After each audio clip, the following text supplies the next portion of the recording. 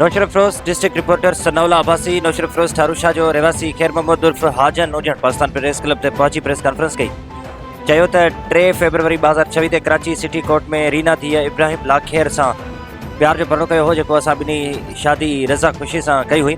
शादी खां पोइ असां रावलपिंडी शहर में रहियासीं। महीने खां पोइ मुंहिंजी घरवारी जी तबियत अचानक ख़राब थी, जंहिंखे मूं रावलपिंडी में व्हील केयर सेंटर में डॉक्टर सिद्धरा खे ॾेखारियो, जंहिं वटि अल्ट्रासाउंड करायो, जंहिं तस्दीक कई मुंहिंजी घरवारी खे पेट आहे।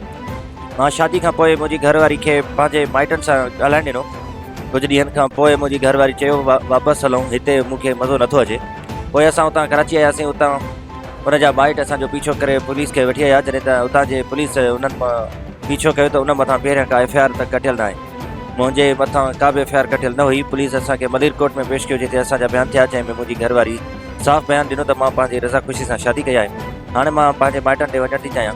इन खां बाद में मुंहिंजी घरवारी खे दारुल अमान में मोकिलियो वियो। 2 ॾींहंनि खां पोइ मुंहिंजी घरवारी खे पंहिंजा माइट घर वठी विया। वधीक कोन चयो त मुंहिंजा साहुरा मुंहिंजी घरवारी जे निकाह टोड़णु चाहिनि था, पर मां निकाह न टोड़ींदुमि। इंसाफ़ कयो वञे।